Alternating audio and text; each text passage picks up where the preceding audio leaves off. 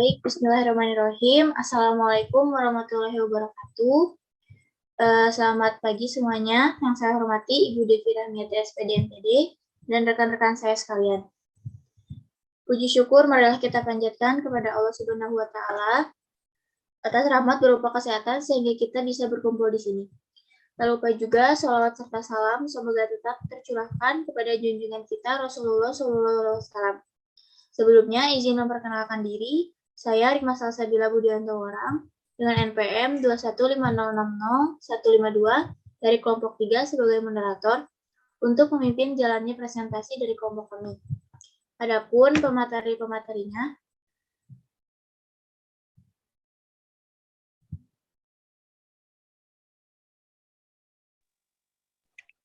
saya Dia Desti dengan NPM 215060143.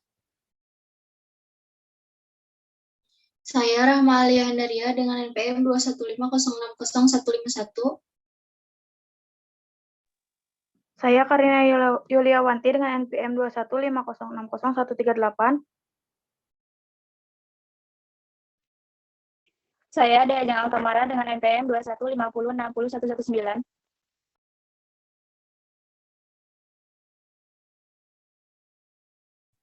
Baik, kita mulai saja. Untuk pemateri pertama, saya persilahkan.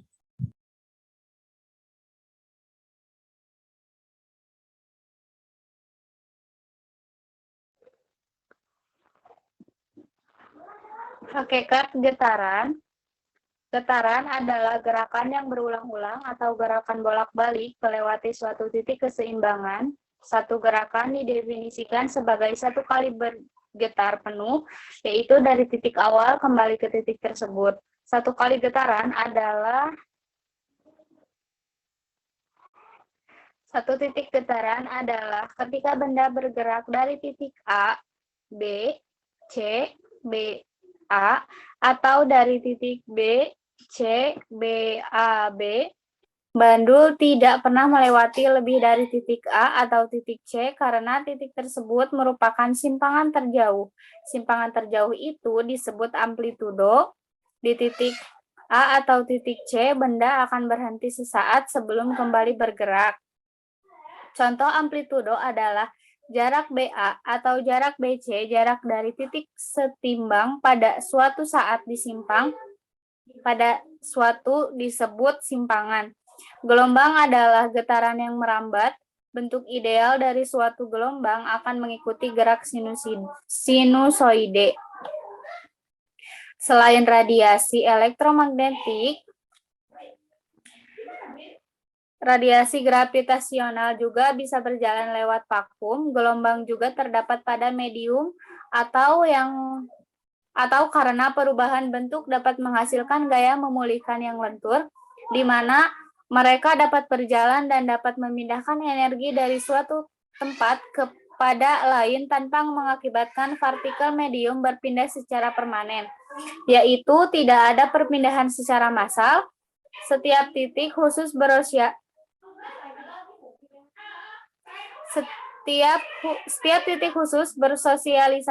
bersosilasi di sekitar satu posisi tertentu.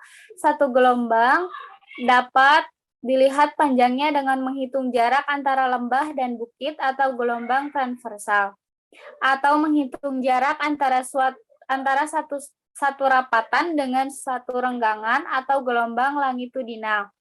Bunyi atau suara adalah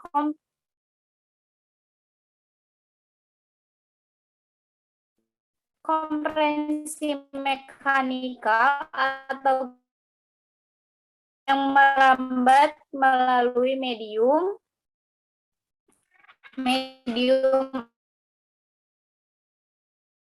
batu bara atau kebanyakan suara adalah gabungan berbagai sinyal, tetapi murni secara teoritis dapat dijelaskan dengan kecepatan osilasi atau frekuensi yang diukur dalam Hz. dalam amplitudo atau penyaringan bunyi dengan pengukuran hasil. Energi gelombang bunyi di udara adalah oscilasi molekul udara yang berperilaku dengan kontrol saya. Yang selanjutnya, hakikat getaran. Salah satu besaran yang sering dipakai untuk menggambarkan karakter sebuah getaran adalah frekuensi.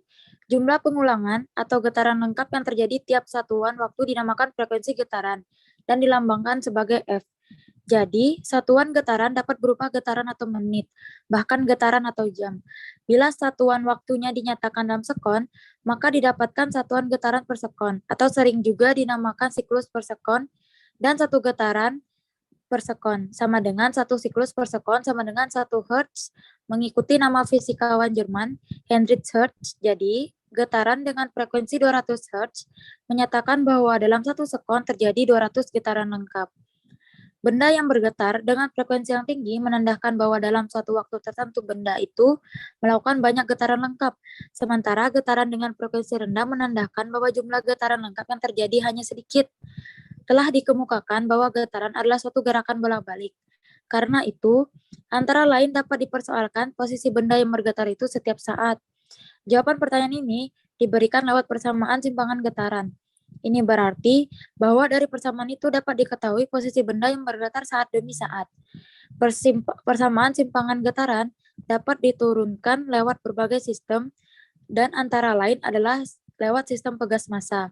Dalam sistem pegas massa di seluruh buku ini selalu diasumsikan bahwa pegas tidak ditarik melampaui batas elastisnya. Ini berarti bila gaya tarik itu dihilangkan, maka pegas akan kembali ke ukuran semula. Jadi rumus getaran adalah T sama dengan T per N. Keterangan rumus adalah T sama dengan periode. T kecil sama dengan waktu atau sekon. N sama dengan jumlah getaran. F atau frekuensi sama dengan banyak getaran yang dilakukan setiap detik. Rumusnya F sama dengan N per T. Hubungan antara periode dan frekuensi bisa ditulis demikian sebagai rumus F sama dengan 1 per T atau T sama dengan 1 per F. Materi selanjutnya akan dilanjutkan oleh teman saya.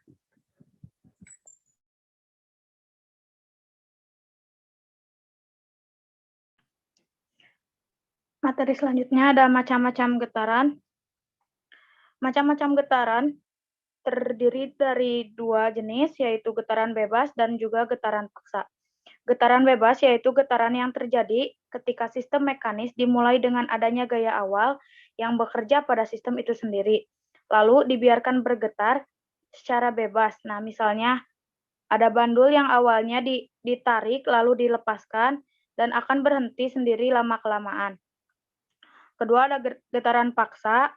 Getaran paksa yaitu suatu getaran yang terjadi ketika gerakan bolak-balik karena adanya gaya luar yang secara paksa menciptakan getaran pada sistem. Misalnya yaitu gempa bumi. Selanjutnya akan dibacakan oleh rekan saya.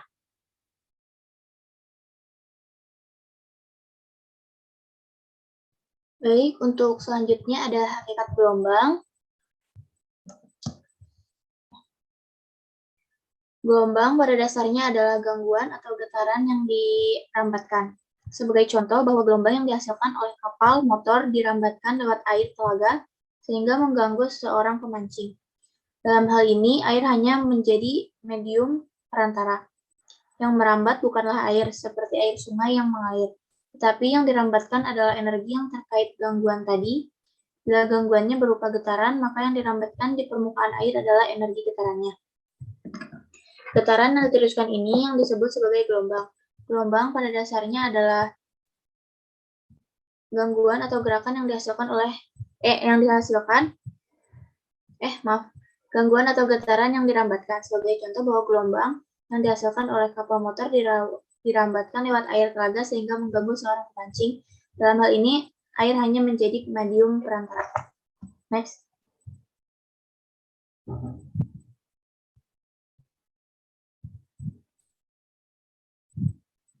Untuk slide ini akan dijelaskan oleh rekan saya. Baik, selanjutnya ada macam-macam gelombang. Macam-macam gelombang dapat dibedakan menjadi dua macam, yaitu gelombang berdasarkan mediumnya dan juga gelombang berdasarkan arah rambatnya. Gelombang berdasarkan mediumnya terbagi menjadi dua, yaitu gelombang mekanik dan juga gelombang elektromagnetik. Nah, untuk gelombang mekanik yaitu membutuhkan medium dalam perambatannya, yaitu misalnya gelombang suara yang membutuhkan udara sebagai rambatan untuk sampai ke telinga.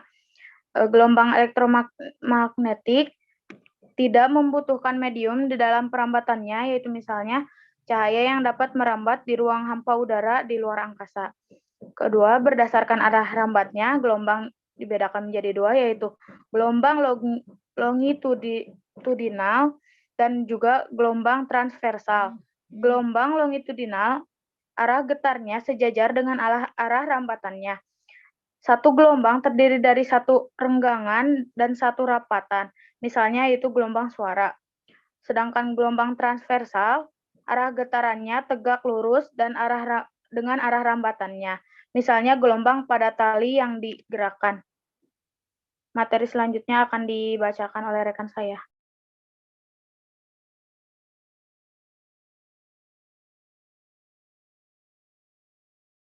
Baik, untuk selanjutnya ada hakikat bunyi. Next. Bunyi adalah energi yang dirambatkan dalam bentuk gelombang. Gelombang bunyi ini dapat menyebabkan sensasi aural. Artinya gelombang bunyi dapat kita dengar. Ada banyak sekali bunyi di sekitar kita. Dan ini patut disyukuri. Dapatkah Anda bayangkan andai tidak ada bunyi sama sekali di sekitar kita? Perhatikan ketika Anda berjalan-jalan di taman. Anda dapat mendengar burung berkicau, anjing menggonggong, dan banyak-banyak bunyi lain. Di tempat yang gelap pun, Anda masih dapat mendengarkan dentang lonceng atau suara kendaraan di jalan. Alat-alat musik juga menghasilkan bunyi yang indah. Dan salah satu di antaranya adalah drum yang dipukul, bahwa bunyi dimulai dari getaran drum ketika ia dipukul. Selanjutnya, getaran itu dirambatkan dan menghasilkan gelombang. Dan karena dapat didengar manusia, maka ia disebut gelombang bunyi. Jadi, setiap kali mendengar bunyi, pasti entah di mana ada sesuatu yang bergetar sebagai sumber bunyi tersebut. Untuk rumus mencari kecepatan rambat bunyi adalah V sama dengan S atau T keterangannya. V sama dengan cepat rambat bunyi atau ms. S jarak, untuk T-nya waktu atau second. Untuk slide selanjutnya dilanjutkan oleh rekan saya.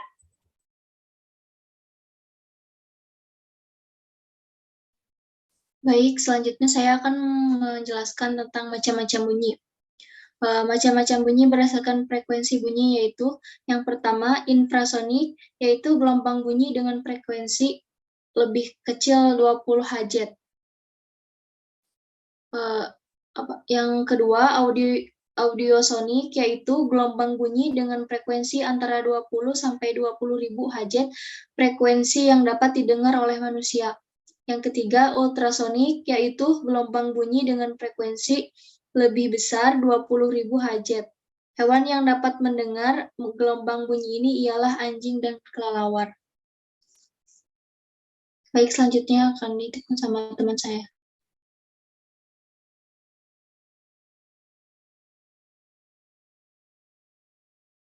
Baik, untuk materi tadi sudah kelompok kami sampaikan. Untuk kesimpulan,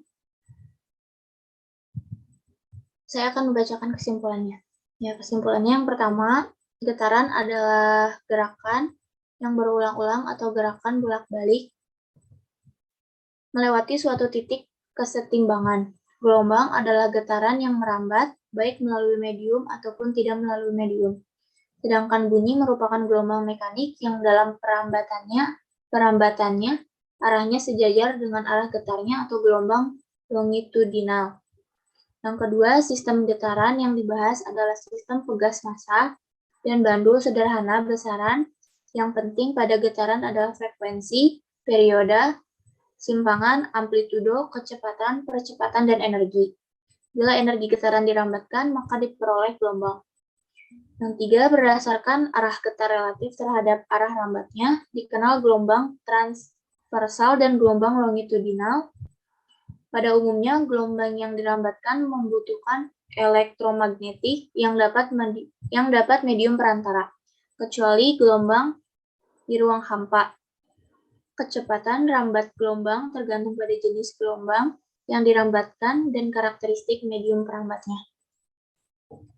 Baik, mungkin cukup sekian presentasi dari kelompok kami. Mohon maaf bila ada kesalahan kata. Saya sebagai moderator pamit undur diri. Wabillahi taufiq wal hidayah. Wassalamualaikum warahmatullahi wabarakatuh.